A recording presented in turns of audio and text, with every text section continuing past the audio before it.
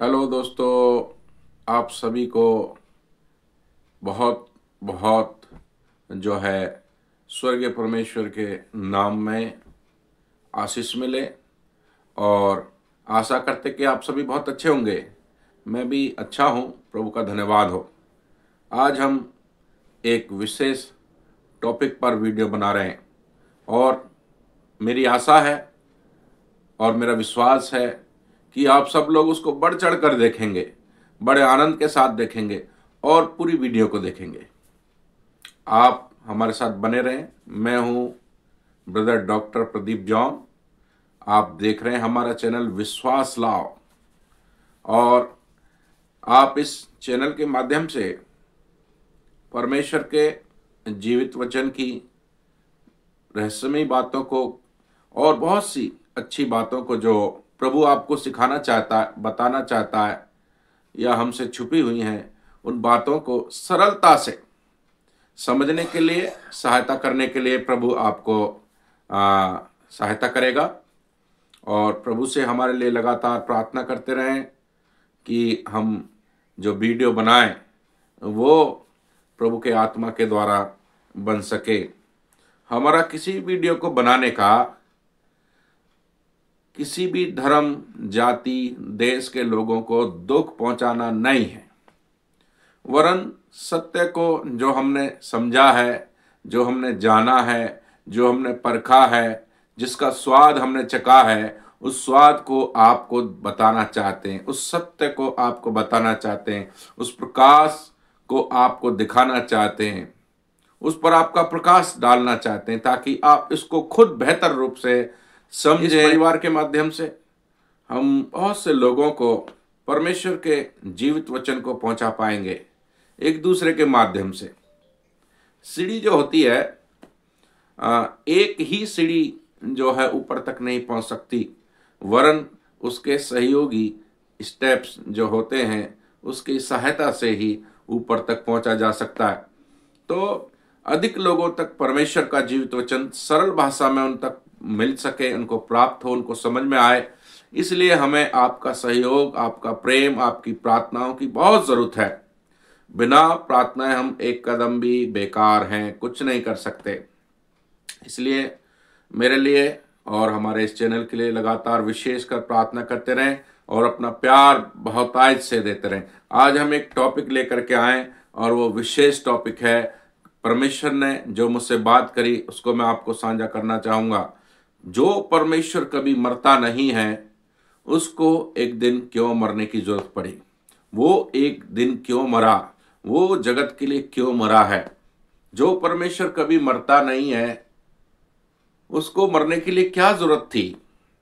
इन्हीं सब बातों को आज हम आपसे साझा करेंगे। आप उसको बड़ी टाइम को जो है आप दे करके, निकाल करके वीडियो को पूरा देखें। मेरा आपसे बार बार निवेदन है, वीडियो को पूरा देखने से आपका कॉन्सेप्ट क्लियर होगा।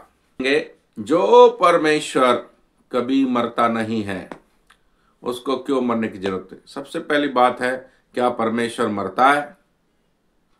और मरता है तो कैसे मरता है? मरता है तो क्यों मरता है? और वो यदि मरता है तो काय का परमेश्वर है?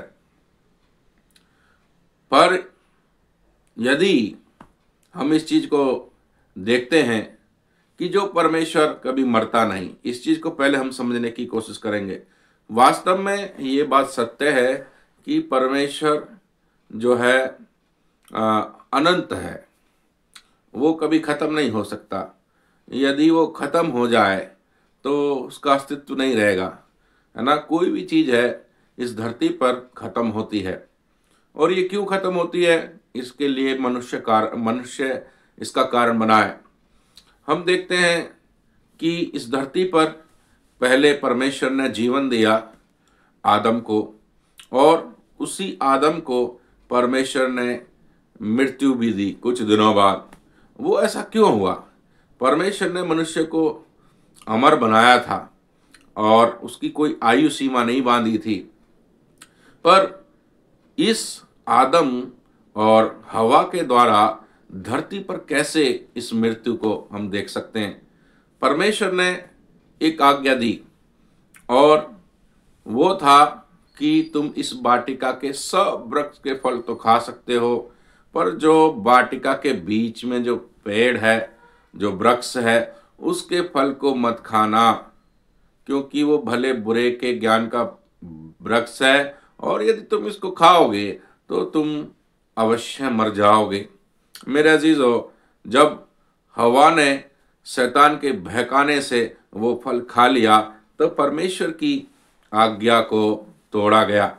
मेरे अजीजों, परमेश्वर की आज्ञा जब टूट गई, वो विरोध हो गया, तो वो पाप कहलाया।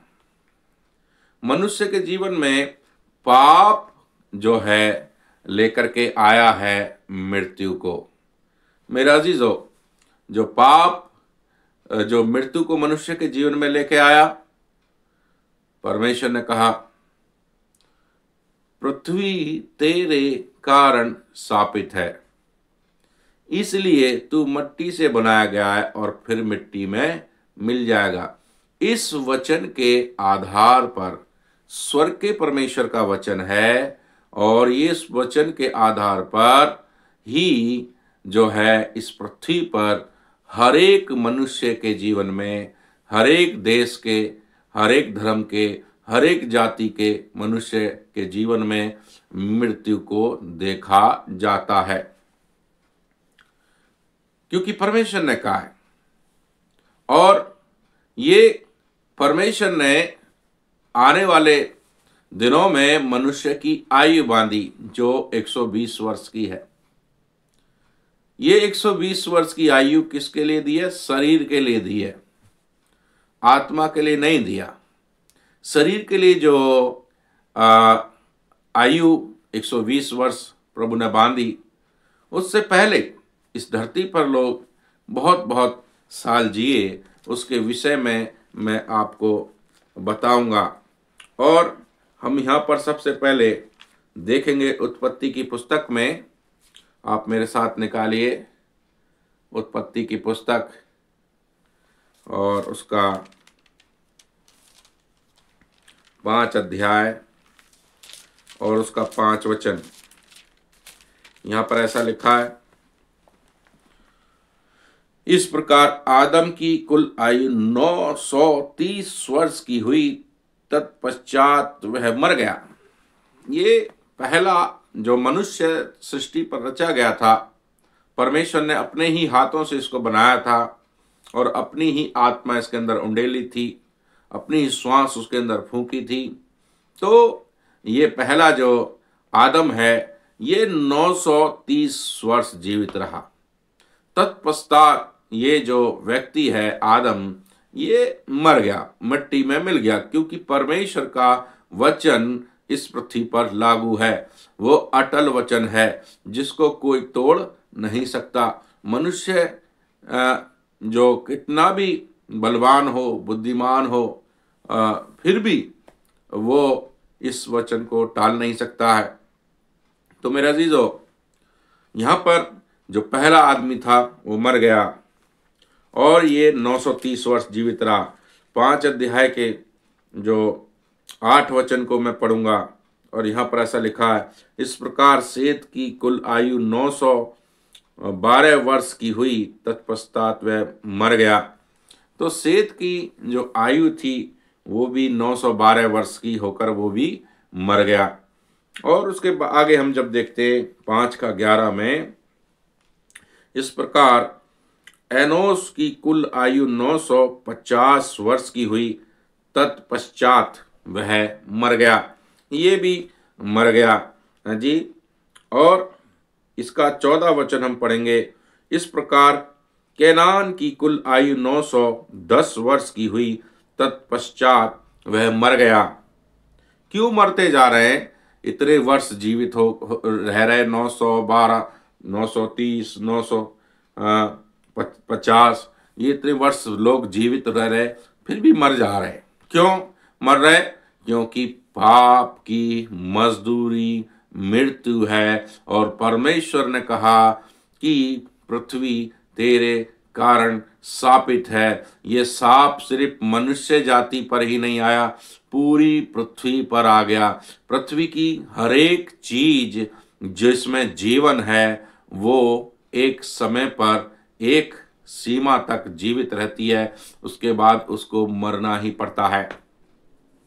हम जानवरों में देख सकते हैं, पक्षियों में देख सकते हैं, हम सृष्टि में देख सकते हैं, मनुष्यों में देख सकते हैं, इस बात को हम पक्षियों में भी देख सकते हैं। तो सभी चीजों में मृत्यु है। तो मेरे अजीजों, ये हम एक और अध्याय को जो 5 का 17 है उसको पढ़ते हैं। इस प्रकार महललेत की कुल आयु 895 वर्ष की हुई, तत्पश्चात वह मर गया। ये भी जो है खत्म हो गया, मर गया पृथ्वी पर से। उसके 20 वचन को पढ़ेंगे, 5 का 20। इस प्रकार येरेद की कुल आयु 962 वर्ष की हुई, तत्पश्चात वह मर गया। मैं आपको इसमें दिखा रहा हूं कि लोग कितने साल जीवित रहे और वो इतने साल जीवित रह के वो मर गए। मैं इस चीज को आपको मैं दिखाना मांग रहा हूं। 5 का 27। इस प्रकार मतुसेलह की कुल आयु 969 वर्ष की हुई, तत्पश्चात वह भी मर गया। तो ये पृथ्वी पर सबसे अधिक जीने वाला व्यक्ति मतुसेलह, ये 969 वर्ष, 9, 6 और 9, इतने वर्ष तक ये व्यक्ति जीवित रहा। सबसे अधिक व्यक्ति ये जीवित रहा धरती पर। तो इसके आगे भी हम पढ़ते हैं जब 31 वचन में, इस प्रकार लेमेक की कुल आयु 777 वर्ष की हुई, तत्पश्चात वह मर गया। ये भी 777 वर्ष जीवित रहा और मर गया। और उसके बाद हम देखते हैं 6 अध्याय का 3 वचन। तब यहोवा ने कहा, मेरा आत्मा मनुष्य से सदा लो विवाद करता ना रहेगा, क्योंकि मनुष्य भी शरीर ही है। इसकी आयु 120 वर्ष की होगी। तो मनुष्य की यहाँ पर एक आयु तय कर दी गई है, 120 वर्ष तक मनुष्य अधिक से अधिक आयु तक जिएगा, उसको नहीं लांघ सकता मनुष्य। तो मेरे अजीजों, हम देखते हैं कि इसका 7 अध्याय का उत्पत्ति 21 वचन, उत्पत्ति 7 का 21 वचन। और क्या पक्षी, क्या घरेलू पशु, क्या बनेले पशु और पृथ्वी पर सब चलने वाले प्राणी और जितने जंतु पृथ्वी में बहुतायत से भर गए थे, वे सब और सब मनुष्य मर गए। एक दिन ऐसा आया, जल प्रलय के समय पर सब कुछ जो पृथ्वी पर था वो नष्ट हो गया, जो जितने भी जीवित प्राणी थे। तो मेरे अजीजों, जब इसमें सिर्फ एक परिवार बचा है, जो नूह का परिवार है, उसके बच्चे, उसकी बहू और उसका घराना, केवल वो ही इस पृथ्वी पर बचा है। और नूह के परिवार के द्वारा पृथ्वी फिर से फूलों और फलों की आशीष के द्वारा बढ़ी है। हमने देखा कितने लोग जो है इस पृथ्वी पर से चले गए, पर परमेश्वर का अस्तित्व जो है वो अभी वहीं टिका हुआ है। परमेश्वर अभी भी जीवित है। लोग मरते जा रहे, पर परमेश्वर जीवित है, अनंत है, वो नहीं मर रहा। एक और वचन को पढ़ेंगे हम यहाँ पर, उत्पत्ति 9 का 29 वचन। और यहाँ पर ऐसा लिखा है, इस प्रकार नूह की कुल आयु 950 वर्ष की हुई, तत्पश्चात वह मर गया। तो सबसे पहला हम आदम को देखते हैं और उसके बाद हम नूह को देखते हैं, बड़ी हस्तियों को देखते हैं। नूह, अब आदम भी खत्म हो गया, नूह भी खत्म हो गया। आदम खत्म होने पर भी परमेश्वर खत्म नहीं हुआ, जीवित है। नूह से बात करी परमेश्वर ने, फिर नूह भी खत्म हो गया, नूह भी इतने वर्ष जीवित रहा, है ना, फिर भी परमेश्वर जीवित है, पर नूह खत्म हो गया। अब हम देखते हैं 17 अध्याय, बड़ी हस्ती को देख रहे हैं ना। नूह के बाद 17 अध्याय में आएंगे, उत्पत्ति 17 अध्याय और उसका 1 वचन। यहाँ पर ऐसा लिखा है, जब अब्राहम 99 वर्ष का हो गया तब यहोवा ने उसको दर्शन देकर कहा, मैं सर्वशक्तिमान ईश्वर हूँ, मेरी उपस्थिति में चल और सिद्ध होता जा। देखिए यहाँ पर ये वचन इस बात को प्रमाणित करता है कि आदम खत्म हो गया, नूह खत्म हो गया, इतने लोग खत्म हो गए, पर परमेश्वर अभी तक जीवित है, वो परमेश्वर खत्म नहीं हुआ। अब्राहम जो है यहाँ पर परमेश्वर की आवाज़ को सुन रहा है, और हम देखते हैं अब्राहम की भी जो मृत्यु थी वो 25 अध्याय में, उत्पत्ति 25 अध्याय और उसका 7 वचन को हम पढ़ेंगे। अब्राहम की सारी आयु 175 वर्ष की हुई। अब्राहम का दीर्घायु होने के कारण अर्थात पूरे बुढ़ापे की अवस्था में प्राण छूट गया और वह अपने लोगों में जा मिला, वह अपने लोगों में जा मिला। 10 वचन, अर्थात जो भूमि अब्राहम ने हित्तियों से मोल ली थी, उसी में अब्राहम और उसकी पत्नी सारा दोनों को मिट्टी दी गई। तो जो अब्राहम बड़ी हस्ती है वो भी मर मिटा, इस भूमि में मट्टी में मिल गया, पर परमेश्वर अभी मट्टी में नहीं मिला, ना परमेश्वर मरा। युग युगों का परमेश्वर है, जीवित परमेश्वर है। लोग मर गए, ये परमेश्वर अभी तक जीवित है। और परमेश्वर ने फिर हम जब देखते हैं 25 अध्याय में और उसका 17 वचन, 25 का 17, इस्माइल की सारी आयु 137 वर्ष की हुई तब उसके प्राण छूट गए और वह अपने लोगों में जा मिला। तो ये इस्माइल है जो अब्राहम के 2 बेटे थे। एक था इस्माइल जो पहला बेटा था, जो दासी के द्वारा पैदा हुआ था। दूसरा था सारा के द्वारा जो पैदा हुआ था, उसका नाम इजाक था। इस्माइल के द्वारा जो है मुस्लिम कौम आगे बढ़ी और इजाक के द्वारा परमेश्वर की कौम आगे बढ़ी। तो हम यहाँ पर देखते हैं कि इस्माइल भी जो बड़ी हस्ती था वो भी मट्टी में मर मिटा, मिल गया। और इजाक को हम देखते हैं उत्पत्ति 35 अध्याय में। उत्पत्ति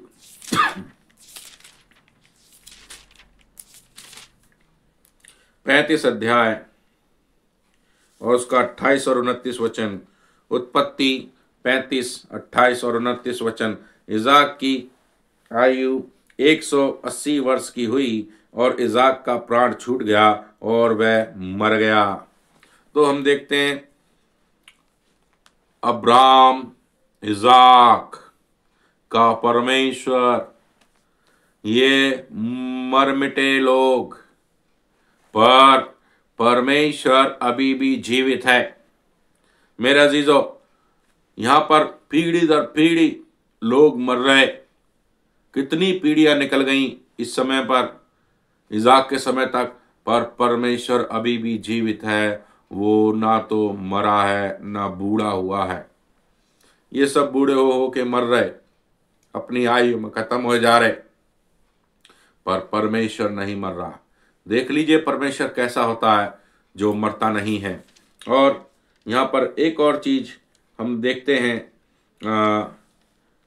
वो 49 में, उत्पत्ति 49 49 अध्याय और उसका 33 वचन।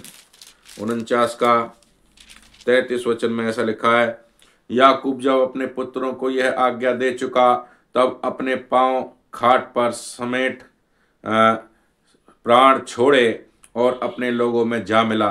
तो अब्राहम, इजाक, याकूब, जिसका नाम इज़राइल रखा गया।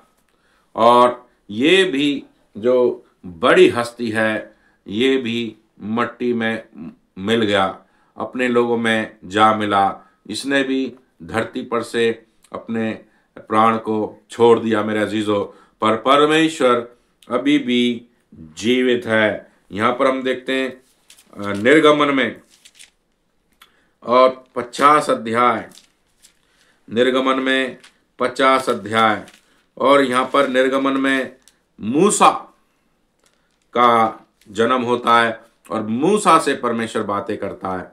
देखिए, अब्राहम, इज़ाक, याकूब खत्म हो गए, पर अगला जो दौर आया मूसा का, उस समय पर मूसा से परमेश्वर ने बात करी। इससे ये बात हमें मालूम होती है कि वो परमेश्वर अभी तक जीवित है। लोग मरते जा रहे पर परमेश्वर नहीं मरा। उत्पत्ति उसका 50 अध्याय और उसका 26 वचन। इस प्रकार यूसुफ 110 वर्ष का होकर मर गया और उसके सब में सुगंधद्रव्य भरे गए और वह सब मिस्र में एक संदूक में रखा गया। तो यूसुफ जो प्रधानमंत्री बन गया था, भी बड़ी हस्ती है, ये भी एक दिन मर गया मेरे अजीजों। अब हम देखते हैं व्यवस्था विवरण में आ जाइए। व्यवस्था विवरण। और मूसा ने बड़ा लंबा समय काम किया और बहुत से काम जो है हम मूसा के द्वारा देखते हैं, पर मूसा भी जो बड़ी हस्ती है, जो परमेश्वर का दास है, उस दास को भी व्यवस्था विवरण 34 अध्याय में मृत्यु आ जाती है। हम यहाँ पर देखते हैं व्यवस्था विवरण 34 अध्याय का 5 और 7 वचन। तब यहोवा के कहने के अनुसार उसका दास मूसा वही मोआब के देश में मर गया। 7 वचन। मूसा अपनी मृत्यु के समय 120 वर्ष का था, परंतु ना तो उसकी आंखें धुंधली पड़ी और ना उसका पौरुष घटा था। तो हम यहाँ पर देखते हैं मूसा 120 वर्ष तक जीवित रहा। तो ये बड़ी बड़ी हस्तियां मैं आपको दिखा रहा हूं। क्यों दिखा रहा हूं? ताकि आप जानें कि लोग मरते जा रहे हैं, मनुष्य मरता जा रहा है, पर परमेश्वर नहीं मरा, परमेश्वर जीवित है। और हम यहाँ पर देखते हैं यहोशू का जीवन आ जाता है फिर, और यहोशू भी 24 अध्याय में, यहोशू 24 अध्याय के 29 वचन में हम यहाँ पर देखते हैं कि इसने भी अपने प्राण छोड़ दिए। इन बातों के बाद यहोवा का दास नून का पुत्र यहोशू 110 वर्ष का होकर मर गया। यहोशू भी मर गया। अब हम देखते हैं शमूएल में, पहला शमूएल 25 अध्याय, पहला शमूएल 25 अध्याय और उसका 1 वचन। शमूएल की मृत्यु हो गई। शमूएल भी जो बड़ी हस्ती था, वो भी मिट्टी में मिल गया। परमेश्वर अभी भी जीवित है। परमेश्वर ने इजरायली लोगों के साथ वाचा बांधी। जिन लोगों के साथ परमेश्वर ने वाचा बांधी थी, वो लोग मर गए, उनके बच्चे बढ़ते गए, पर परमेश्वर ने जो उनके पूर्वजों के साथ वाचा बांधी थी, वो नहीं तोड़ी कि वो लोग तो मर गए, मैंने तो उन लोगों के साथ वाचा बांधी है, इसलिए मैं उनके साथ, मैं वाचा को क्यों पूरा करूं अपनी को। नहीं तोड़ा उसने अपनी वाचा को, वरन उनके वंश के लिए पूरा किया। परमेश्वर वाचा को तोड़ने वाला परमेश्वर नहीं है, भूलने वाला परमेश्वर नहीं है, वो मरने वाला भी परमेश्वर नहीं है कि वो अपनी वाचा को पूरा ना कर सके। परमेश्वर जीवित परमेश्वर है। और वो देखिए, बड़ी बड़ी हस्तियां खत्म हो गई, पर परमेश्वर नहीं खत्म हुआ, नहीं मरा। और ये ही अस्तित्व है परमेश्वर का कि परमेश्वर मरता नहीं है। यदि परमेश्वर ही मर जाएगा तो परमेश्वर कौन कहलाएगा? मेरे अजीजों, परमेश्वर आदि और अनंत है, कभी ना खत्म होने वाला परमेश्वर है। इसी से हम जानते हैं कि परमेश्वर कैसा है। वो जीवित परमेश्वर है, वो ना मरने वाला परमेश्वर है। स्वर्ग का परमेश्वर तो ऐसा है, धरती का ईश्वर न जाने कैसा है, आप खुद ही जानते हैं कैसा है। धरती के ईश्वरों को तो जो है आप देखते होंगे कि उसमें जीवन नहीं है, उसमें श्वास नहीं है, वो बोल नहीं सकता, वो चल नहीं सकता, वो फिर नहीं सकता, वो मेरे होठों की प्रार्थना को ग्रहण नहीं कर सकता और ना ही उसका कुछ उत्तर दे सकता है, क्योंकि वो निर्जीव है। मेरे अजीजों, स्वर्ग का परमेश्वर जीवित है और वो मरता नहीं है। ये बात को प्रमाणित होते हुए हम देख रहे हैं कि लोग मरते चले गए पर परमेश्वर अभी भी जीवित है। दाऊद का दौर आया, दाऊद के समय में भी दाऊद खत्म हो गया और परमेश्वर जीवित रहा। सुलेमान का दौर आया, सुलेमान भी खत्म हो गया, फिर भी परमेश्वर जीवित रहा। दानियल का दौर आया, परमेश्वर जीवित रहा, दानियल खत्म हो गया। और छोटे बड़े न जाने कितने भविष्यवक्ता इस पृथ्वी पर आए, पैदा हुए और फिर से संसार को छोड़ करके चले गए, पर परमेश्वर अभी भी जीवित है।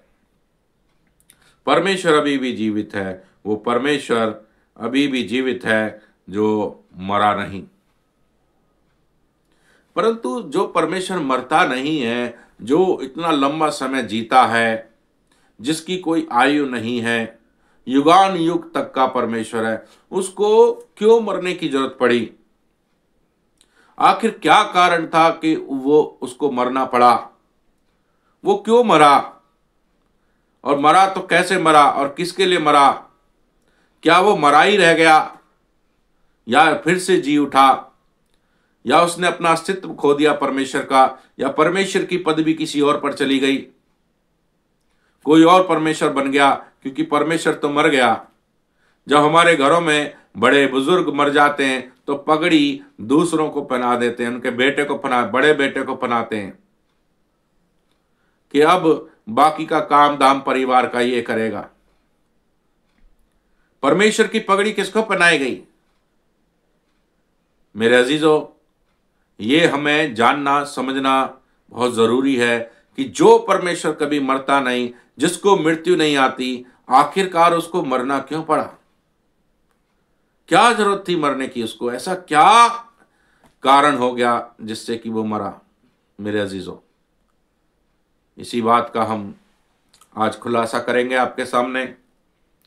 जगत के लिए परमेश्वर एक बार मरा है। जो परमेश्वर कभी मरता नहीं, वो जगत के लोगों के लिए एक बार मरा है।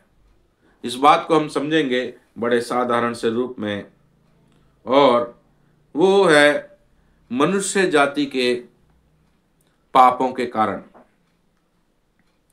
मनुष्य जाति किसके हाथ के द्वारा बनाई गई? शैतान के हाथ के द्वारा बनाई गई नहीं थी मनुष्य जाति। ये सृष्टि शैतान के द्वारा नहीं बनाई गई थी। स्वर्ग के परमेश्वर ने अपने जीवित शब्दों से, वचनों से इस पृथ्वी को रचा, पर इन अपने हाथों से उस मनुष्य की सृष्टि करी। और जब वो उसका प्रेमी मनुष्य, उसके हाथ का बनाया हुआ जब पापी हो गया, तो परमेश्वर ने उसे ऐसे ही नहीं छोड़ दिया। उसके लिए एक योजना लाया, और वो योजना जो है बलिदान से शुरू होती है। मेरे अजीजों, जब पापी को पाप से बचाना है, पाप का छुटकारा करना है, तो उसका बलिदान होना अनिवार्य है।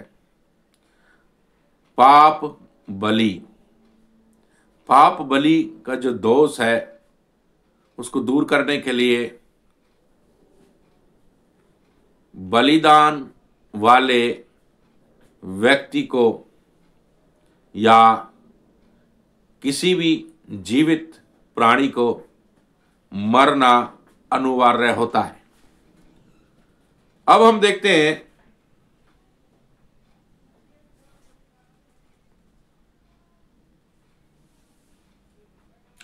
यदि पाप क्षमा करने हैं मनुष्य के तो उसको बलिदान चाहिए।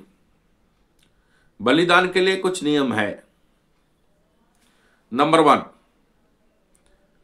पवित्र होना चाहिए। नंबर 2, उसके पास एक शरीर होना चाहिए। नंबर 3, लहू होना चाहिए। नंबर 4, हड्डी होना चाहिए और वो भी टूटी हुई नहीं होना चाहिए। ये 4 नियम होने जरूरी हैं बलिदान के लिए। यदि इनमें से 3 हैं पूरे और 1 नहीं है तो बलिदान स्वीकृत नहीं होता। मानिए आप कोई भी चीज बनाएंगे, सब्जी बनाए, चाय बनाए, तो यदि उसमें से एक चीज निकाल देंगे तो पूरी कंप्लीट नहीं हो पाएगी। इसलिए पृथ्वी के मनुष्य में शरीर है और खून भी है, हड्डी भी है, पर मनुष्य पवित्र नहीं है, क्योंकि परमेश्वर ने कहा पृथ्वी तेरे कारण शापित है। अब पक्षियों में यदि हम देखें कि क्या पक्षियों के द्वारा हमारा पाप का बलिदान हो सकता है? किसी मनुष्य के द्वारा तो है नहीं। धरती के पक्षियों के पास शरीर है और उसके पास लहू है, उसके पास हड्डी भी है, पर पक्षी भी शापित है, पवित्र नहीं है। इसलिए किसी भी पृथ्वी के पक्षी के द्वारा पापों का छुटकारा नहीं है, पापों का बलिदान नहीं दिया जा सकता। अब हम आते हैं समुद्र के जानवरों पर, जीव जंतुओं पर। उसके पास भी शरीर है, हड्डियां हैं, खून है, पर वो भी शापित है, पवित्र नहीं है, क्योंकि धरती का ही कहलाता है। इसलिए बलिदान उन जीव जंतुओं के द्वारा भी मान्य नहीं है। जानवर बचे, जानवर के पास में शरीर है, खून है, हड्डी है, पर वो भी शापित है, इसलिए ये बलिदान का नियम पूरा नहीं होता। 3 चीज ही धरती के लोगों में और व्यक्ति में, प्राणियों में, जानवरों में, पक्षियों में, समुद्र की चीजों में पाया जा रहा है, तो बलिदान का नियम पूरा हो कैसे? बलि पापों की क्षमा पाए कैसे मनुष्य?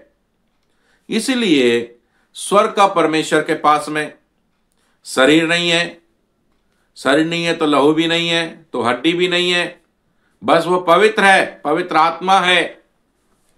इसलिए परमेश्वर ने ये योजना बनाई मनुष्य को पाप के बलिदान देने के लिए, मनुष्य को पाप से छुटकारा देने के लिए और अपना बलिदान करने के लिए। पाप बलि जो है उसको, दोष को दूर करने के लिए हम देखते हैं कि स्वर्ग का परमेश्वर इस धरती पर जो आत्मा था उसने देह धारण करी। देखिए एक वचन मैं आपको पढ़ाता हूं, रोमियो की पत्री और उसका 6 अध्याय, रोमियो की पत्री 6 अध्याय और उसका 23 वचन। क्योंकि पाप की मजदूरी तो मृत्यु है। पाप की जो मजदूरी है वो मृत्यु है। तो मनुष्य पापी है, इसलिए उसकी मृत्यु हो रही है। ये शरीर की मृत्यु तो होनी है, क्योंकि परमेश्वर ने कहा तू मिट्टी में मिल जाएगा। पर आत्मा की भी मृत्यु हो रही थी। मृत्यु यानी कि नरक में सदा काल के लिए चले जाना। मृत्यु यानी कि परमेश्वर से अलग रहना, परमेश्वर उनके साथ ना रहेगा, ये मृत्यु है। तो ये मृत्यु मनुष्य के आत्मा में आ गई। अब ये आत्मा में जब मृत्यु आ गई तो मनुष्य की आत्मा तो परमेश्वर से सदा सदा के लिए दूर हो जाएगी। इसलिए परमेश्वर ने उस आत्मा को मुक्ति दिलाने के लिए, उद्धार दिलाने के लिए, मोक्ष दिलाने के लिए, पापों से खुद ही बलिदान होने के लिए एक योजना बनाई कि मैं ही शरीर को पहनूंगा। और यहां पर जो हम देखते हैं कि मत्ती एक और वचन पढ़ूंगा,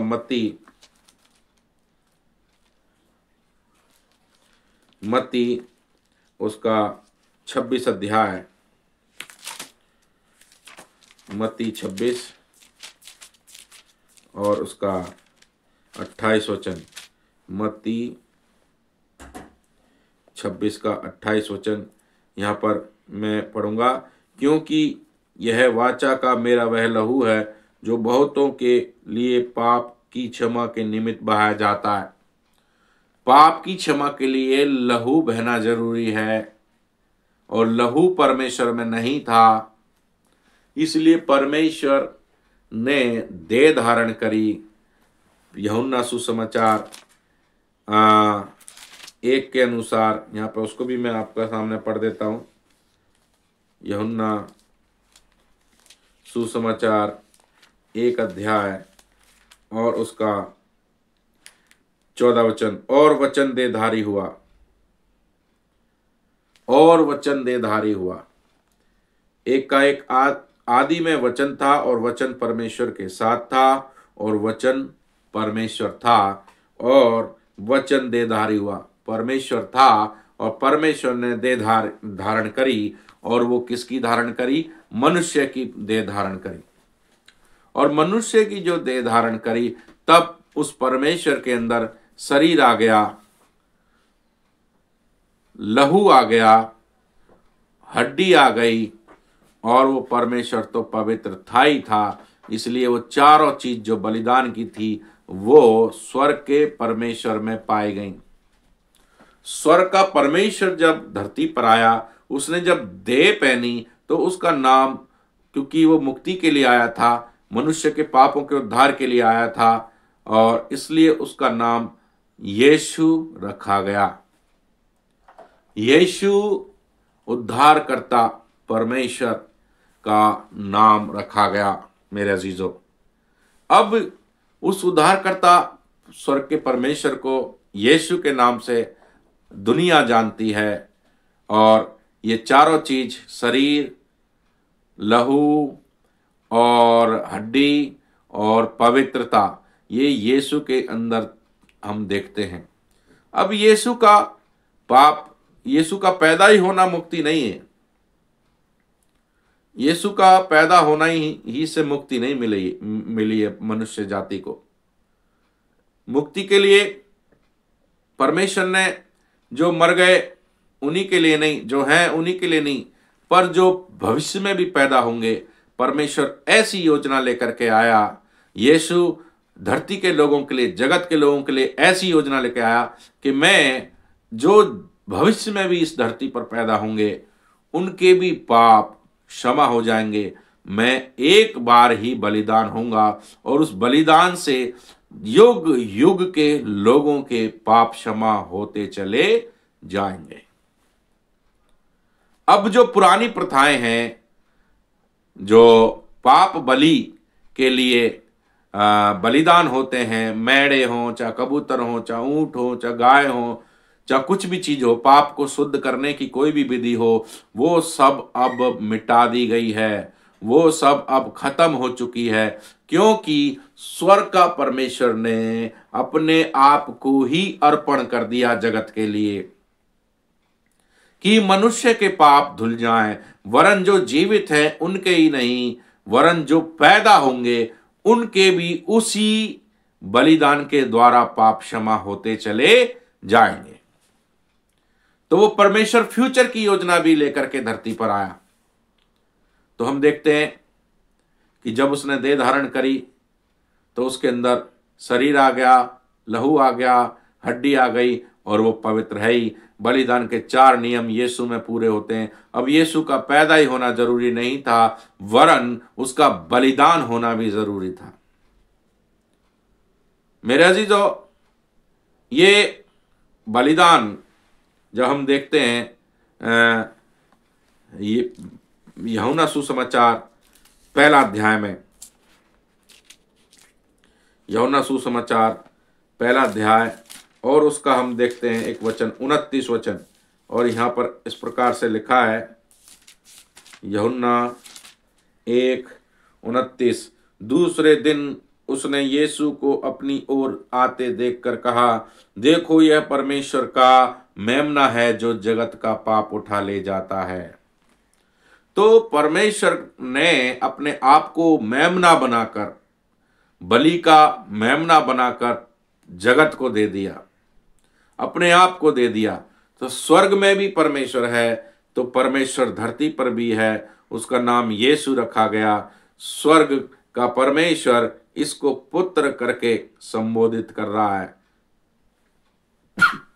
और पुत्र उसको पिता करके संबोधित कर रहा है। दोनों एक हैं, यानी कि एक ही चीज है, वो एक ही अस्तित्व है। तो हम यहां पर देखते हैं, पिता ने प्रेम किया, अपने पुत्र को दिया और यीशु बन गया। और यीशु जो परमेश्वर है और धरती के जगत के लोगों के लिए बलिदान होने के लिए अब यहाँ इस धरती पर 33.5 साल रहकर लोगों को उद्धार देकर इस पृथ्वी पर से चला गया था।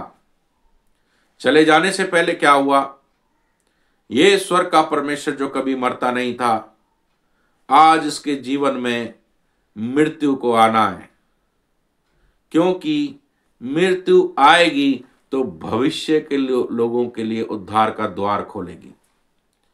यदि परमेश्वर यीशु नहीं मरता तो वो जो वाचा है वो बांधी नहीं जाती लहू से, जो मत्ती 26:28 में हमने पढ़ी, वे मेरे जो लहू है पापियों के क्षमा के लिए बहाया जाता है, ये वाचा नहीं बनती। अब धरती के लोगों के साथ एक वाचा बांधी है स्वर्ग के परमेश्वर ने कि ये जो मेरा लहू है जो बह रहा है वो लोगों के पाप क्षमा के निमित्त बह रहा है।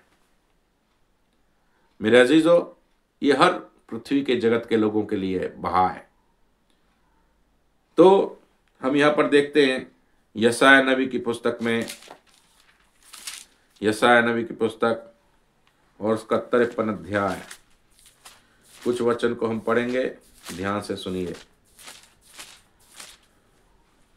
और 3 से 6 तक पढ़ेंगे। पहले, वह तुच्छ जाना जाता और मनुष्य का त्यागा हुआ था, वह दुखी पुरुष था, रोग से उसकी जान पहचान थी और लोग उससे मुख फेर लेते थे। वह तुच्छ जाना गया और हमने उसका मूल न जाना। निश्चय उसने हमारे रोगों को सह लिया और हमारे ही दुखों को उठा लिया। तो भी हमने उसे परमेश्वर का मारा कूटा और दुर्दशा में पड़ा हुआ समझा, परंतु वह हमारे ही अपराधों के कारण घायल किया गया, वह हमारे अधर्म के कामों के कारण कुचला गया। हमारी ही शांति के लिए उस पर ताड़ना पड़ी कि उसके कोड़े खाने से हम लोग चंगे हो जाएं। हम तो सब के सब भेड़ों के समान भटक गए थे, हम में से हर एक ने अपना अपना मार्ग लिया और यहोवा ने हम सबों के अधर्म का बोझ उसी पर लाद दिया। और ये था यीशु, दुनिया के जगत के पापों का बोझ उसी पर लाद दिया। जब बलिदान होता है, आज भी इस विधि को लोग करते आ रहे हैं, पर अब करने की जरूरत नहीं है, क्योंकि स्वर्ग का पिता खुद बलिदान हो गया। उससे बड़ा बलिदान किस जानवर को बनाओगे भाई। तो लोग क्या करते हैं, साल भर में, 2 साल में, 5 साल में ऐसा चढ़ाते हैं कि हमारे पाप दूर हो जाएंगे, धुल जाएंगे। तो ये पाप बलि ये हम दे रहे हैं। तो ये मेढ़े पर जो निर्दोष है, जिसके पास जो काड़ा ना हो, भेड़ा ना हो, टूटा ना हो उसकी हड्डी, ऐसे को छांट करके लाया जाता है और उसके सर पर, उसके शरीर पर लोग हाथ लगाते हैं कि हमारे पाप इसमें हो करके इसका लहू बहाए ताकि हमारे पाप शुद्ध हो जाएं। मेमने का लहू बहने से हमारे पाप शुद्ध हो जाएं। परमेश्वर ने अपना पुत्र मेमना बना दिया जगत के लिए। वो तो एक बार 5 साल के लिए साल भर के पाप क्षमा कर रहा है? उससे पाप क्षमा नहीं हो रहे। अब पाप क्षमा परमेश्वर के पुत्र यीशु मसीह के लहू बहाए जाने से होते हैं दुनिया के। इसलिए मेरे अजीज भाई बहनों, ये एक और हम वचन पढ़ेंगे 10 से 12 तक। तो भी यहोवा को यही भाया कि उसे कुचले, उसी ने उसको रोगी कर दिया। जब वह अपना प्राण दोष बलि करे, तब वह अपना वंश देखने पाएगा। वह बहुत दिन जीवित रहेगा। उसके हाथ से यहोवा की इच्छा पूरी हो जाएगी। वह अपने प्राणों का दुख उठाकर उसे देखेगा और तृप्त होगा। अपने ज्ञान के द्वारा मेरा धर्मी दास बहुतेरों को धर्मी ठहराएगा और उनके अधर्म के कामों का बोझ आप उठा लेगा। इस कारण मैं उसे महान लोगों के संग भाग दूंगा और वह सामर्थियों के संग लूट बांट लेगा, क्योंकि उसने अपना प्राण मृत्यु के लिए उंडेल दिया। वह अपराधियों के संग गिना गया, तो भी उसने बहुतों के पापों का बोझ उठा लिया और अपराधियों के लिए विनती करता है। तो यहाँ पर हम देखते हैं कि यीशु मसीह अपराधियों में गिना गया है। बहुत से पापियों का अधर्म उसके ऊपर लाद दिया गया। तो ये बलिदान के लिए ऐसा हुआ है। फिलिपियों की पत्री और उसका 2 अध्याय हम देखेंगे।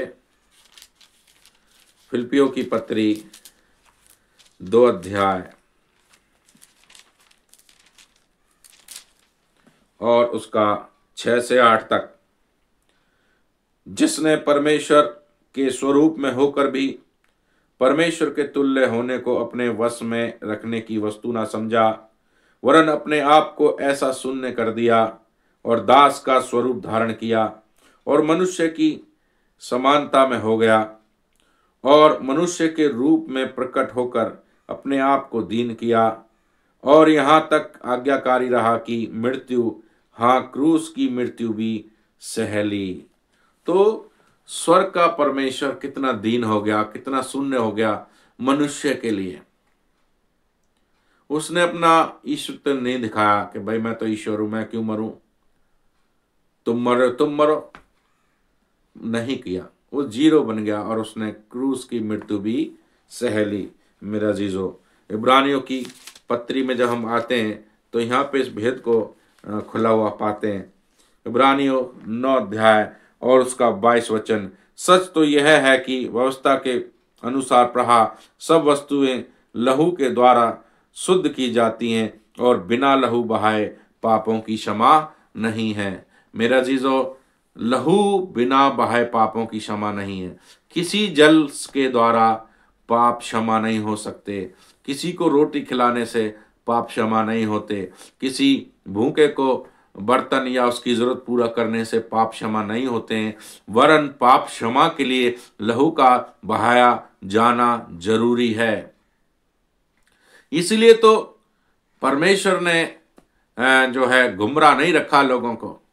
परमेश्वर ने अपनी जान देने के लिए, अपनी लोगों के पापों से छुटकारा देने के लिए अपनी जान को देने के लिए तैयार हो गया, अपने प्राणों को देने के लिए तैयार हो गया। वो परमेश्वर जो कभी मरता नहीं है, मनुष्य को जीवन देने के लिए, मनुष्य की आत्मा को नरक से बचाने के लिए वो एक बार मरने के लिए तैयार हो गया। यदि मेरे मरने से, यदि मेरे पृथ्वी के बच्चे, मेरे बेटे, मेरी बेटियां, मेरा पूरा जगत, संसार यदि बच जाएगा नरक से, तो मैं उसके लिए अपनी जान क्यों ना दूं? क्योंकि मुझको तो प्राण लेने का और देने का दोनों का अधिकार है, क्योंकि मैं सर्वशक्तिमान ईश्वर हूं। मुझे मृत्यु हरा नहीं सकती। मेरा जीजो, इसीलिए स्वर्ग का परमेश्वर जो कभी मरता नहीं है, वो मनुष्य को पाप से छुटकारा देने के लिए, आप चाहे किसी भी देश के, धर्म के, जाति के, भाषा के क्यों ना हो, वे आपके लिए भी क्रूस पर मरने के लिए तैयार हो गया। और यहां पर हम देखते हैं और 10 अध्याय का 4 वचन, क्योंकि यह अनहोना है कि बैलों और बकरों का लहू पापों को दूर करे। जो मनुष्य अभी तक बैलों में, बकरों में, मुर्गों में, पक्षियों में लगे पड़े अपने पाप को क्षमा करने के लिए, वो व्यर्थ है मेरे अजीजों। ये अनहोना है कि बैलों का और बकरों का लहू पाप को दूर कर दे। नहीं हो सकते, क्योंकि 3 विधि ही पूरी हो रही हैं। शरीर है, खून है, हड्डी है, पर सापित है, पवित्र नहीं है। बलिदान के 4 नियम होने जरूरी हैं और वो स्वर्ग के परमेश्वर यीशु में पूरे हुए। इसलिए प्रभु यीशु मसीह अपने आप को बलिदान करने के लिए एक बार तैयार हो गया। मेरे अजीजों, यहां पर हम देखते हैं 9 अध्याय का 26 और 28 वचन। इब्रानियों 9 का 26 वचन पहले मैं आपके सामने पढ़ूंगा। नहीं तो जगत की उत्पत्ति से लेकर उसको बार बार दुख उठाना पड़ता, वरन अब युग के अंत में वह एक ही बार प्रकट हुआ है। स्वर्ग का परमेश्वर एक ही बार धरती पर प्रकट हुआ है, कभी भी नहीं हुआ, एक बार प्रकट हुआ है ना, ताकि अपने ही बलिदान के द्वारा पाप को दूर कर दे। अपने ही बलिदान के द्वारा मनुष्य के पाप को दूर कर दे, इस पृथ्वी पर से पाप का नामो निशान मिटा सके। एक पाप को मिटाने की इरेजर जो यीशु मसीह का लहू है, वो बन गई है। मेरा अजीजों, ये बहुत जरूरी है और ये हमारे लिए हुआ है। एक और हम वचन को पढ़ेंगे, उसका 28 वचन। वैसे ही मसीह भी बहुतों के पापों को उठा लेने के लिए एक बार बलिदान हुआ, और जो लोग उसकी बाट जोते हैं उनके उद्धार के लिए दूसरी बार बिना पाप उठाए हुए दिखाई देगा। अब मेरे अजीज भाई बहनों, मसीह भी बहुतों के पापों को उठा लेने के लिए एक बार क्या हुआ है? बलिदान हुआ है। ये पवित्र बलिदान है, इसको नकारा नहीं जा सकता। बस अब हमें किसी मेढ़े बकरे को बलिदान करने की जरूरत नहीं है। दुनिया के लोगों को यदि पाप को क्षमा करना है, पाप को अपने जीवन से खत्म करना है, तो परमेश्वर का पुत्र यीशु, जो परमेश्वर ही है, जो परमेश्वर ने देह धारण करी, यीशु नाम के द्वारा, यीशु के लहू के द्वारा जगत के लोगों को पापों की क्षमा प्राप्त होती चली जाती है। और जितने भी लोग इस धरती पर पैदा होंगे उनको भी यीशु के नाम में और उसके लहू में पापों की क्षमा मिलती चली जाएगी। और ये सत्य है, इसे कोई झुटला नहीं सकता। यीशु की मृत्यु को झुटलाया नहीं जा सकता। तो जब यीशु की मृत्यु को नहीं झुटलाया जा सकता, तो मनुष्य के पाप को क्षमा होने के लिए यीशु के लहू को भी झुटलाया नहीं जा सकता। मेरे अजीजों, हम यहां पर देखते हैं 9 अध्याय का 15 से 17 तक। इसी कारण वह नई वाचा का मध्यस्थ है, ताकि उसकी मृत्यु के द्वारा जो पहली वाचा के समय के अपराधों से छुटकारा पाने के लिए हुई है, बुलाए हुए लोग प्रतिज्ञा के अनुसार अनंत मिराज को प्राप्त करें। क्योंकि जहां वाचा बांधी गई, वे वहां वाचा बांधने वाले की मृत्यु का समझ लेना भी अवश्य है। तो यीशु मसीह ने जगत के लोगों के साथ वाचा बांधी है, एग्रीमेंट किया है। और जब एग्रीमेंट हुआ है, जब स्वर्ग का परमेश्वर कर रहा है, जिसकी जमीन जायदाद है वो खुद ही एग्रीमेंट करेगा, तो वो एग्रीमेंट कब तक चलेगा?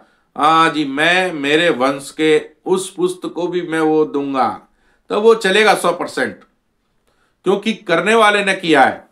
तो यीशु मसीह ने भी जगत के लोगों के साथ एक वाचा बांधी है, अपने लहू के द्वारा बांधी है। और वो वाचा बांधने वाले की मृत्यु का समझ लेना भी अवश्य है, क्योंकि ऐसी वाचा मरने पर पक्की होती है। यीशु मसीह हमारे पापों के लिए बलिदान हुआ, और मरने से जो वाचा यीशु मसीह ने अपने लहू के द्वारा जगत के लोगों के साथ बांधी, जगत के लोगों के साथ, मैं बार बार कह रहा हूं, जगत के लोगों के साथ, चाहे आप किसी भी धर्म के हो, जाति के हो, भाषा के हो, स्वर्ग का परमेश्वर तो आपका भी है। क्या स्वर्ग धर्म का बनाओगे? ईश्वर तो बना लिए, स्वर्ग नहीं बना पाओगे, क्योंकि ईश्वर बनाना आसान है, स्वर्ग बनाना आसान नहीं है। स्वर्ग को आप नहीं बना सकते मेरे अजीजों। इसलिए वो स्वर्ग का परमेश्वर आप लोगों के साथ अपने लहू से वाचा बांध चुका है। इसलिए उस वाचा को यदि बांधना है, पक्का करना है, तो क्या करना पड़ेगा? मरना पड़ेगा। जमीन यदि खरीदी है तो उसकी रजिस्ट्री करानी पड़ेगी, वो तभी पक्का होता है, अन्यथा वो पक्का नहीं है। उसे तो कोई भी हड़प लेगा, कोई भी मना कर देगा, कोई भी आपको बाहर फेंक देगा। रजिस्ट्री एक पक्का सबूत होता है। इसी प्रकार से यीशु मसीह का लहू भी पापियों के लिए एक पक्का सबूत बना है, पक्की वाचा बंधी है, क्योंकि ऐसी वाचा मरने पर पक्की होती है, और जब तक वाचा बांधने वाला जीवित रहता है तब तक वाचा काम की नहीं होती। मेरा जीजो, ये जो वाचा बांधी गई है वो काम की नहीं होगी यदि यीशु नहीं मरेगा तो। इसलिए काम में यदि उसको लाना है वाचा को, तो यीशु मसीह का मरना अनिवार्य है। तो मेरे अजीजों, ये प्रभु यीशु मसीह हम पापियों के साथ वाचा बांधने के लिए एक बार मरा है। स्वर्ग का परमेश्वर हमारे लिए मरा है, जगत के लोगों के लिए मरा है। जिस परमेश्वर ने कभी मृत्यु का स्वाद नहीं चखा, जो परमेश्वर कभी मरता नहीं, जो परमेश्वर कभी मर नहीं सकता था, मुझको और आपको, पूरे जगत को बचाने के लिए उसने मृत्यु के स्वाद को चखा है। उसने मृत्यु को बहुत करीबी से देखा है, और वो मरा है मेरे और आपके पापों के लिए, ताकि अब कोई मनुष्य नाश ना हो, वरन अनंत जीवन पाए। उसके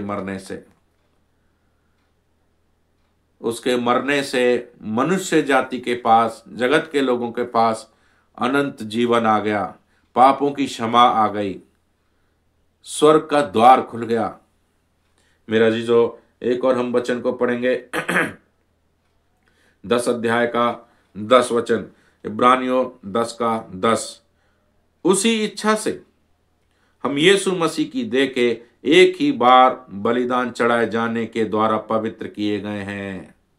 हम पवित्र किए गए हैं, बलिदान के द्वारा करे गए हैं, एक बार के बलिदान के द्वारा करे गए हैं, और यीशु मसीह के बलिदान के द्वारा किए गए हैं। ये बात हमें अच्छे से समझ में आनी चाहिए।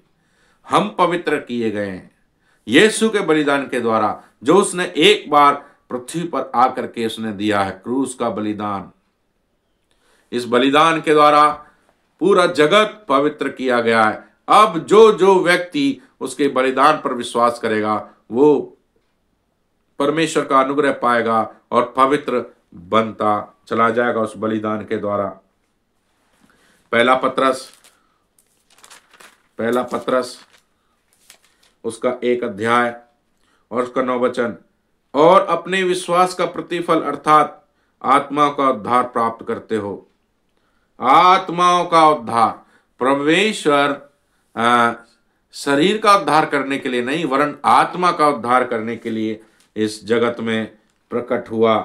पहला पत्रस 2 का 24, वह आप ही हमारे पापों को अपनी देह पर लिए हुए क्रूस पर चढ़ गया, जिससे हम पापों के लिए मरकर धार्मिकता के लिए जीवन बिताएं।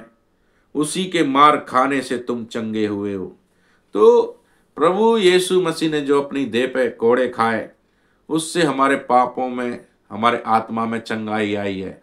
हमारे पाप के जो बीमारी थी वो ठीक हुई है। मेरे अजीजों, ये बहुत ज़रूरी है कि हम उस सच्चे उद्धारकर्ता के विषय में जानें। प्रकाशित वाक्य 1 अध्याय, और यहाँ पर ऐसा लिखा है, प्रकाशित वाक्य 1 अध्याय के 17 और 18 वचन में, जब मैंने उसे देखा तो उसके पैरों पर मुर्दा सा गिर पड़ा। उसने मुझ पर अपना दाहिना हाथ रखकर कहा, मत डर, मैं प्रथम और अंतिम और जीवता हूं।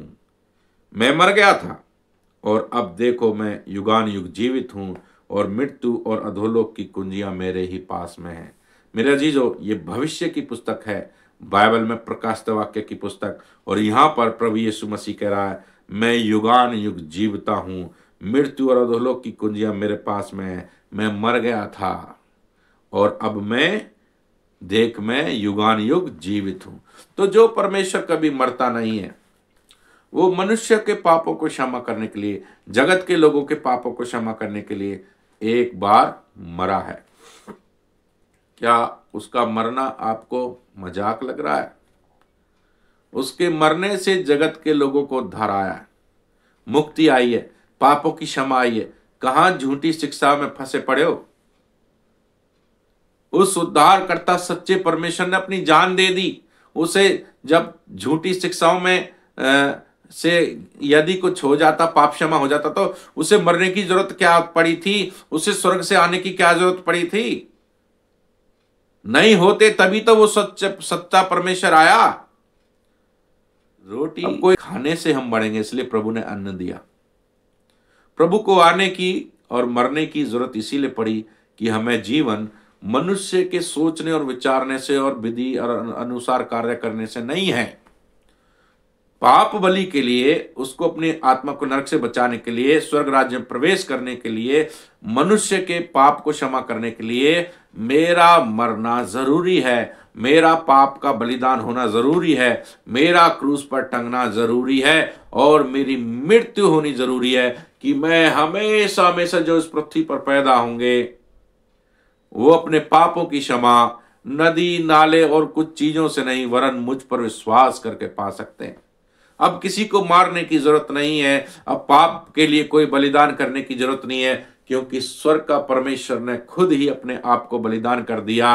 अब मनुष्य जाति को क्रूस के बलिदान पर अर्थात यीशु मसीह पर विश्वास करने की जरूरत है कि यीशु मसीह मेरे पाप क्षमा करने के लिए इस क्रूस पर मरा है, मेरे पाप क्षमा करने के लिए, मुझको शुद्ध और पवित्र करने के लिए प्रभु यीशु मसीह ने अपना क्रूस पर बलिदान दिया है और वो मेरे लिए मारा गया, गाड़ा गया और मृतकों में से जी उठा है। ये अब विश्वास करने की जरूरत है लोगों को। विश्वास किसी दुकान से खरीद के लाने की जरूरत नहीं है। ना ही आपको पत्नी की जरूरत, ना बच्चों की जरूरत, ना ही आपको पति की जरूरत है, ना ही आपको किसी रिश्तेदार, ना समाज की जरूरत है, ना ही पैसे की जरूरत। चाहे आप कैसे भी हो, आपके मन में परमेश्वर ने फेथ रखा है और उस विश्वास के द्वारा आप अपने पापों की क्षमा अकेले ही कहीं पर भी रहकर प्रभु यीशु मसीह पर विश्वास करके पा सकते हैं, मुफ्त में पा सकते हैं। ये परमेश्वर का दान है, आपके लिए उद्धार परमेश्वर का दान है। मेरे अजीजों, आप इस चीज को हल्के में मत लीजिए। आपका एक ही बार जन्म हुआ है इस मनुष्य रूप में, आपको अपने पापों की क्षमा इसी जन्म में पानी है। आपके पापों का लेखा लिया जाएगा, आपके पापों का लेखा लिया जाएगा, उसी हिसाब से आपको स्वर्ग और नरक प्राप्त होगा। मेरे अजीजों, यदि आपके पाप क्षमा हो गए तो आपको स्वर्ग राज्य में प्रवेश मिलेगा। यदि आपके पाप क्षमा नहीं हुए, आप झूठी बातों में लगे रहे, अपने पापों को वैसे ही अपनी विधि अनुसार या अपनी बुद्धि अनुसार या समाज के लोगों के अनुसार करते रहे, तो आपके पाप क्षमा होने वाले नहीं है और आपकी आत्मा हमेशा हमेशा के लिए परमेश्वर से दूर हो जाएगी। परमेश्वर से दूर होने का मतलब मृत्यु है और वो आत्मा नरक में डाली जाएगी, युगान युग के लिए डाली जाएगी। मेरा अजीजों, कहां खो रहे हो? सत्य के पास आओ, सत्य तुम्हें स्वतंत्र करेगा। सत्य को जानोगे तो सत्य तुम्हें स्वतंत्र करेगा। सत्य में जीवन है, परमेश्वर में जीवन में है, परमेश्वर में पाप क्षमा है। प्रभु यीशु मसीह के द्वारा हमारे पापों की क्षमा का भुगतान किया गया है। यीशु पर विश्वास करना है मेरे अजीजों। यीशु पर विश्वास करने से हम धर्मी बनते हैं, धर्मी। मेरे अजीजों, ये बहुत जरूरी है कि हम यीशु पर विश्वास करें। हमें आशा है कि आप हमारी बात को समझ गए होंगे। आप इस वीडियो को लाइक जरूर करें, लाइक करना जरूर सीखिए ताकि हमारा उत्साह बढ़े। और कमेंट्स भी करिए, हमारे हौसले को बढ़ाइए और दूसरों को शेयर ज़रूर करें। हमारे चैनल को जिन्होंने अभी तक सब्सक्राइब नहीं किया, हमारा आपसे हाथ जोड़कर निवेदन है, विनती है, आप इस परिवार के हिस्से बने, आप हमारे चैनल को सब्सक्राइब करें और दूसरे भाई बहनों को, अपने रिश्तेदारों को, अजीजों को इस वीडियो को शेयर करके उनको भी सब्सक्राइब करने के लिए बोलिए। तब तक के लिए गॉड ब्लेस यू।